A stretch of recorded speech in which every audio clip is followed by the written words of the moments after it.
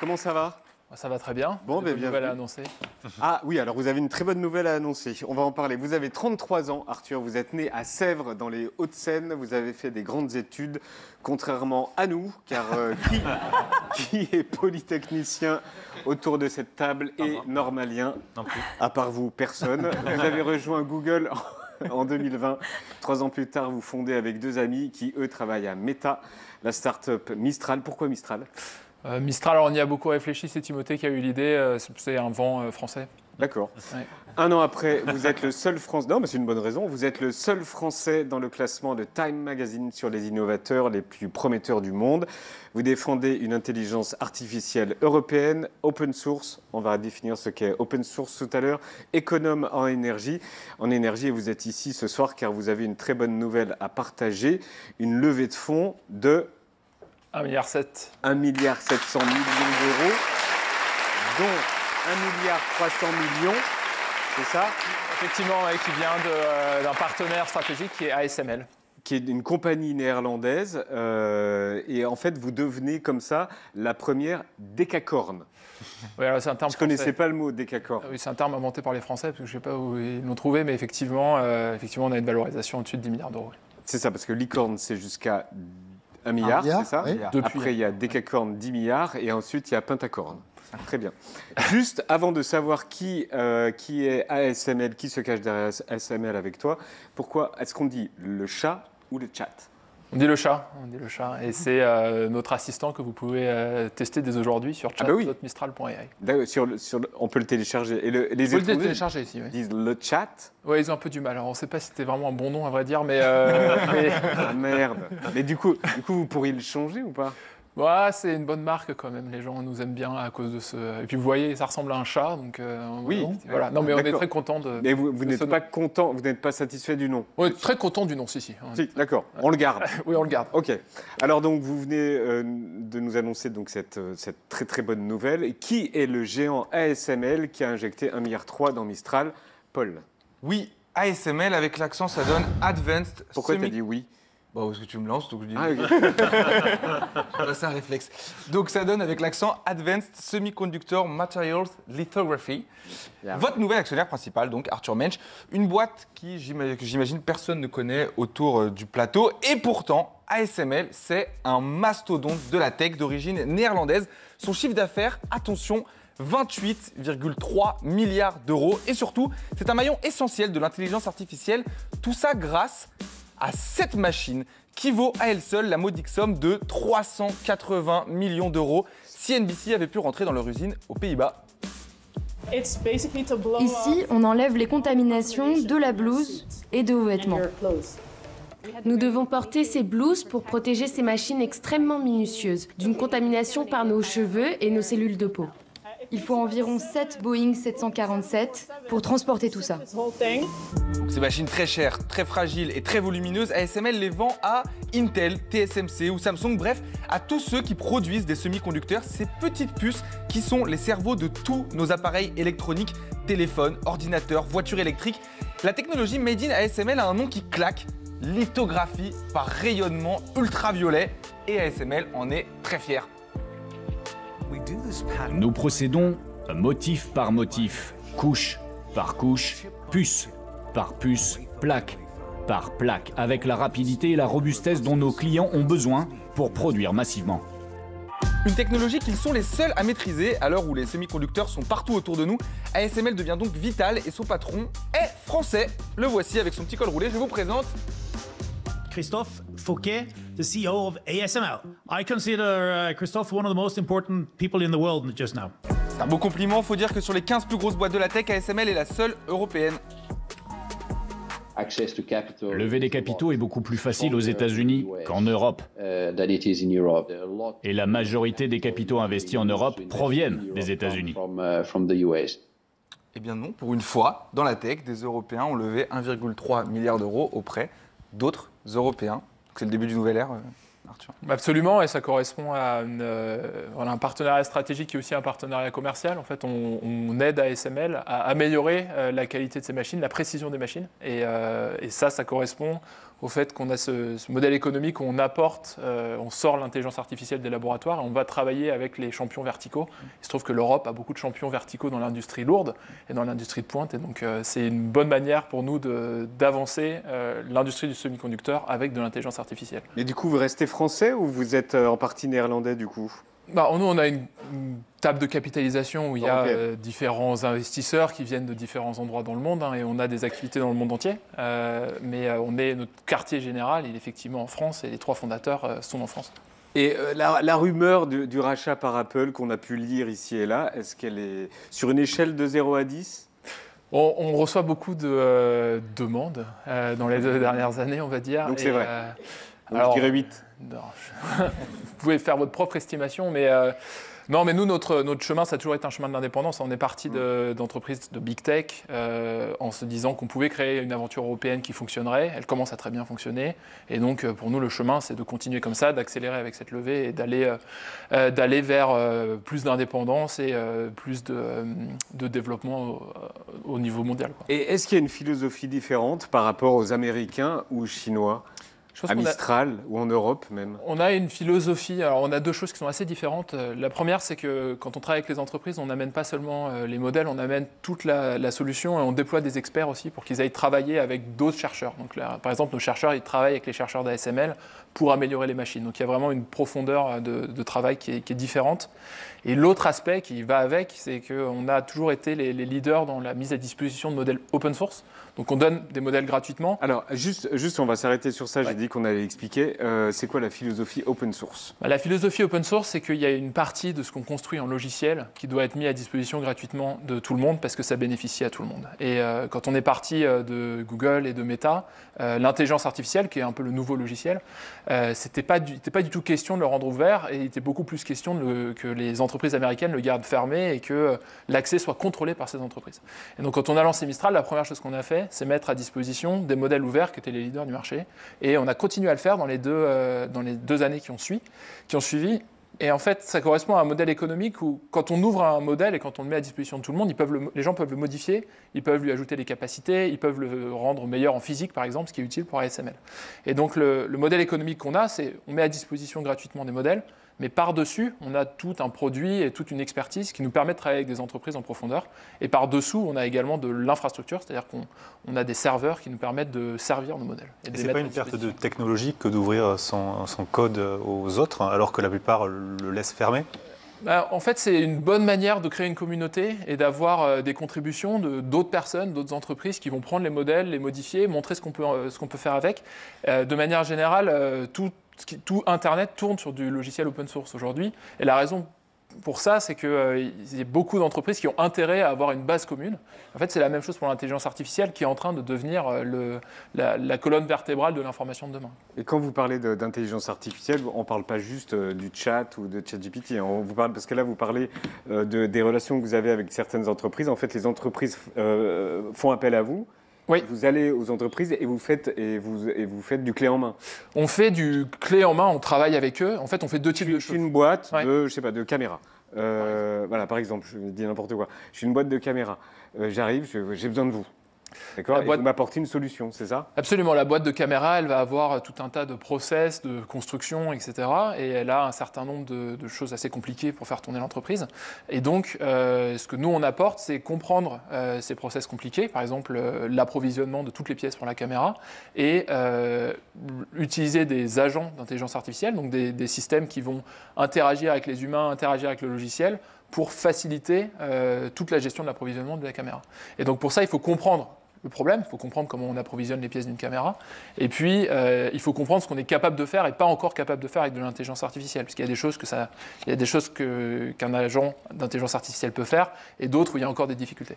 Et donc nous, on apporte le produit qui va gérer l'intelligence artificielle, mais aussi toute l'expertise pour pouvoir faire une solution clé en main qui va gérer l'approvisionnement des pièces de la caméra. Et c'est ce que vous faites par exemple avec CMA CGM? Par exemple, alors du coup, c'est pas des caméras, c'est plus des containers. C'est du transport, c'est quoi? C'est du transport, c'est des conteneurs, c'est quoi? Un bon exemple, c'est tout le process de ce qu'on appelle de container release. Donc il y a un gros cargo qui arrive dans un port, il y a plein de containers, et puis les containers, il faut les dispatcher aux bons endroits. Et pour ça, il faut appeler appeler les clients qui ont mis les containers sur le bateau. Il faut vérifier que tout est bon d'un point de vue Et en réglementaire. quoi l'IA participe à tout ça? Et ben c'est là où en fait on déploie une intelligence artificielle qui va gérer toutes les étapes. Il y a 15 étapes dans l'affaire, c'est un process assez compliqué. Il y a 15 personnes qui doivent interagir, il y a 12 logiciels différents. Et donc le système d'intelligence artificielle, il fait tourner tout ça.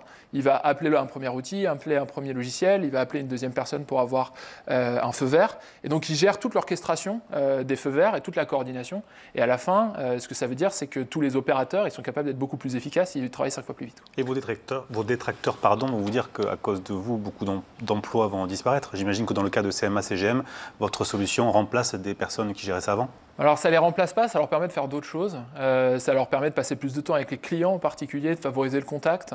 Et globalement, de manière générale, l'intelligence artificielle, ça permet de retirer toutes les tâches assez pénibles, qui sont des tâches de process et un peu les bullshit jobs qu'on peut faire dans les entreprises, pour les rediriger vers les tâches qui ont vraiment de la valeur ajoutée. Et c'est souvent lié au contact humain et voilà, au travail avec les clients, au fait d'avoir des bonnes relations avec les clients. C'est moins bien payé, par exemple, le travail de contact avec les clients plutôt que les bullshit jobs? C'est pas particulièrement moins bien payé. Non, on peut considérer que globalement, c'est une technologie qui est en train d'accélérer la croissance et donc ça crée des opportunités économiques pour tout le monde. Ouais. Le chat, c'est combien de votre chiffre d'affaires en fait par rapport à... C'est assez petit, c'est-à-dire c'est un vrai 10%. Donc nous, c'est vrai que c'est notre vitrine, c'est important pour nous, et ça grossit vite. Mais l'essentiel de notre activité, et c'est vrai que c'est là où on investit le plus de ressources, c'est dans le travail avec les entreprises. Et c'est ça aussi qui nous guide dans les choix qu'on fait sur le fait de rendre nos modèles meilleurs en physique, meilleurs en mathématiques, etc. C'est combien d'utilisateurs payants, par exemple? Aujourd'hui, c'est à peu près 1 million d'utilisateurs payants, un peu moins en payant, mais c'est à peu près 1 million d'utilisateurs journaliers. Et qu'est-ce que le chat Mistral a de différent, et je dirais même de mieux, par rapport au ChatGPT d'OpenAI ou de l'assistant Claude? Est-ce qu'on peut dire qu'ils ont une personnalité bien à eux, tous les trois? Ils ronronnent. Et est-ce qu'ils ronronnent? Et on va travailler sur son ronron. Non, ils ont une personnalité différente, effectivement. Il y a un vrai sujet de détermination de cette personnalité. Et nous, je pense qu'on l'a rendu plutôt plus sympathique que ChatGPT. Donc vous pouvez aller le tester. Ça a beaucoup changé d'ailleurs dans les Comment vous faites pour le rendre plus sympa? Il faut travailler. En fait, ChatGPT, il est sympa aussi. Hein. Si vous le rendez sympa, si vous lui dites d'être sympa, il sera sympa. Oui, alors on peut leur dire de se comporter d'une certaine manière. Oui. Mais il y a beaucoup de travail d'édition en fait sur comment le modèle doit parler en français, quel genre de tournure il doit utiliser, comment il doit choisir d'aller chercher de l'information sur Internet ou pas. Il y a un vrai travail d'édition qui sont plutôt par des gens qui ne sont pas des personnels techniques d'ailleurs, pour lui donner une personnalité. Donc on a beaucoup investi là-dessus. Et l'autre chose sur laquelle on a beaucoup investi, c'est sur la personnalisation et la transparence de cette personnalisation. C'est une technologie qui peut apprendre beaucoup de vous. Quand vous allez lui poser des questions, il va comprendre des choses sur vous, le chat. Et une différence qu'on a qui est assez forte avec les acteurs américains, c'est que tout ce qu'on apprend sur vous, vous y avez accès. Donc c'est ce qu'on appelle les mémoires. Le modèle apprend et comprend un peu ce qui vous intéresse. Et vous allez pouvoir aller l'éditer et surtout, vous allez pouvoir comprendre ce qui sait de vous, ce qui est utile dans une optique de transparence. Est-ce qu'on peut supprimer ce que le chat sait de nous? Vous pouvez tout à fait le supprimer et c'est vraiment fait pour ça. Vous le gardez pas? Nous, on ne le garde pas. On a notamment... Vous avez quoi comme données? On a les données... Là, j'ai téléchargé le chat. Et si vous choisissez, vous pouvez nous les donner. Si vous choisissez, vous pouvez nous partager vos informations. Si vous choisissez, par exemple, de mettre un pouce en l'air ou un pouce pas en l'air... Je crois que j'ai mis accepter. Voilà. Donc alors, là, vous avez quoi comme info? Alors, un pouce en l'air, ça va. Si vous mettez un pouce en l'air sur une réponse qui vous a satisfait, si vous avez accepté, nous, on va pouvoir le savoir et on va pouvoir dire au modèle, il faut continuer comme ça. Si vous mettez un pouce comme ça, un pouce vers le bas, on va savoir qu'il y a eu un problème. Et donc, on va pouvoir aller regarder quel problème il y a eu. Et on va pouvoir se dire, par exemple, quand on parle du tourisme, le chat, il n'est pas très bon, on va l'améliorer. Et c'est un peu ce qu'on a fait. Quand vous dites on, c'est on, une nous, personne. Les chercheurs. C'est une personne ou c'est un robot? Alors, non, il y a une équipe qui est capable de regarder et de comprendre les usages du chat et de comprendre là où il marche et là où il ne marche pas. Et cette équipe... Une personne physique qui va voir que j'ai mis un pouce en bas. Non, c'est très agrégé, c'est complètement anonymisé. Mais par contre, on peut voir que dans 60% des cas, quand on parle de tourisme, il y a un problème. Et donc ça veut dire qu'il faut améliorer le chat sur le tourisme. On parlait tout à l'heure de l'investissement ASML. ASML, ce 1,7 milliard d'investissement, vous allez le mettre où? Alors, on investit dans plusieurs choses. On investit dans... en fait, c'est la recherche pour entraîner les modèles dont on parle. Ça nécessite d'avoir beaucoup de capacités de calcul, donc des cartes graphiques. Et donc on l'investit en achetant ces capacités de calcul, qu'on installe d'ailleurs en France. Là, on les installe dans l'Essonne, à Bruyères-le-Châtel. Et donc c'est autant de capacités qu'ensuite on alloue à nos scientifiques qui vont faire tourner des expériences. C'est un peu les biologistes de l'ordinateur. Ils font tourner des expériences pour rendre les modèles plus intelligents. Donc c'est une grosse partie de l'investissement. Et après, il y a tout un aspect extension à l'international, grandir aux États-Unis, grandir en Asie, grandir dans les autres pays d'Europe que la France aussi. Tout ça, ça nécessite d'avoir des ressources, possible, de ça recruter des gens. Qu'est-ce que vous répondez aux mauvaises langues, aux rabat-joie qui disent oui, non, face à ChatGPT, face aux Chinois, ils n'ont aucune chance, tout ça?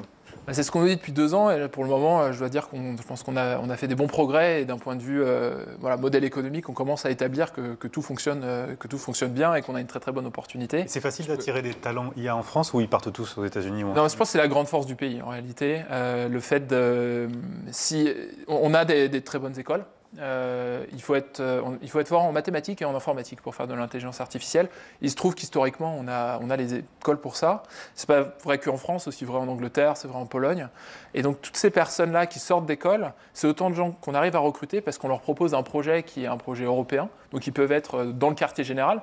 Quand on veut rester à Paris, comme nous fondateurs, et qu'on veut travailler à la pointe en ayant un impact stratégique, le fait d'être à côté du quartier général, ça compte. Et donc en fait, on arrive à recruter vraiment les meilleurs dans ce domaine-là et à les convaincre de ne pas partir aux États-Unis, et ça, c'est utile. Je me souviens, parce qu'on s'est déjà vu plusieurs fois en tournage, notamment à Davos, vous m'aviez utilisé un terme, vous aviez dit qu'il y avait un narratif de déstabilisation qui était poussé par les États-Unis pour dire que l'Europe était larguée face aux Américains et que ce narratif-là, il était poussé par les Américains. Ça veut dire quoi?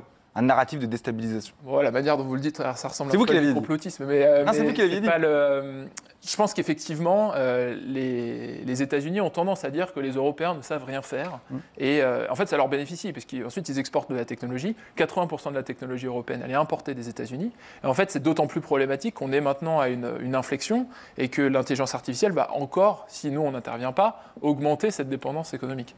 Et donc, effectivement, il faut un peu se réveiller. Et je pense que ce partenariat qu'on annonce est assez, je pense, peut être un exemple pour d'autres partenariats avec d'autres entreprises de la technologie européenne, avec d'autres entreprises des fleurons industriels européens. Et ce qu'on constate, c'est que quand on travaille avec des entreprises européennes, on arrive à faire des choses, à accélérer leur adoption de l'intelligence artificielle. Nous, ça nous permet aussi d'améliorer notre produit. Et donc cette synergie que les Américains savent très bien avoir, c'est-à-dire que les entreprises de la Silicon Valley, elles exportent très rapidement dans les entreprises East Coast, notamment les services financiers.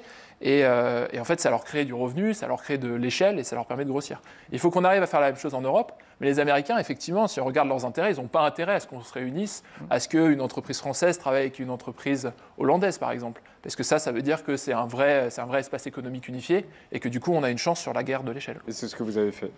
C'est ce qu'on a commencé à faire. Ce que vous avez commencé à faire. La question que se posent tous les parents et tout le monde d'ailleurs, est-ce que l'IA va rendre mon gamin plus intelligent ou plus con, plus curieux ou plus paresseux?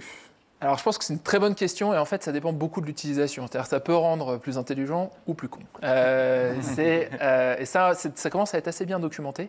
Je pense qu'il y a... Le sujet, c'est un sujet d'être actif devant l'outil. C'est-à-dire qu'il faut s'en emparer, il faut réfléchir quand on parle avec le chat. Il faut avoir des ambitions qui sont plus élevées que si on n'a pas un... Sauf que justement, il m'incite à ne pas réfléchir. Mais alors c'est ça. Alors c'est là où justement le design de la conversation et de la personnalité peut faire en sorte qu'on rende la personne passive ou qu'on rende la personne active. C'est-à-dire qu'on peut lui demander comment il veut suivre la conversation. On peut lui dire, en fait, je te suggère de suivre la conversation de cette manière-là. Et c'est un petit peu ce que, je dois dire, certains de nos concurrents américains sont en train de pousser. Parce qu'en fait, quand on pousse la passivité de l'utilisateur, on augmente son engagement, parce qu'il n'a pas besoin de réfléchir tellement. Et c'est un vrai risque. C'est-à-dire que rendre les utilisateurs de l'intelligence artificielle passifs devant l'outil, ça va plutôt les rendre, supprimer un peu leur esprit de synthèse, supprimer leur esprit critique. Et c'est quelque chose sur lequel il faut absolument se réveiller. Ouais. Ça va aller jusqu'où? Est-ce que ça vous donne le vertige aussi? Nous, je pense qu'il faut vraiment voir l'opportunité que ça apporte. C'est-à-dire qu'aujourd'hui, notamment dans l'éducation, si on utilise bien ces systèmes-là... Est-ce qu'il y a une limite à l'IA? On peut encore la rendre beaucoup plus intelligente qu'elle ne l'est aujourd'hui. Plus intelligente que nous? plus intelligentes que nous sur certains domaines spécifiques, notamment plus capables, quand on travaille avec ASML, de contrôler des systèmes et d'innover sur, par exemple, le contrôle des plasmas. Elle prendra le pouvoir un jour. Alors non, je pense que c'est... Je cherche le film de Kubrick, c'est Odyssée, ouais. 2001, Odyssée de l'espace. Alors ça, c'est un récit américain, cette histoire de prendre le pouvoir, parce qu'en réalité, ce qui est le vrai danger de l'intelligence artificielle aujourd'hui, c'est que ça va devenir le portail de l'information de demain. C'est déjà en train de le devenir. Et qu'est-ce qui se passe s'il y a juste 2 ou 3 entreprises américaines qui en fait contrôlent complètement la manière dont on accède à l'information? Et c'est ça le vrai risque en fait. C'est un risque massif d'avoir 3 acteurs qui ont une influence majeure sur la manière dont les gens pensent dans le monde. Et c'est un peu là-dessus, c'est ça qui nous a fait démarrer l'entreprise. Et c'est là-dessus qu'on vous proposait une alternative.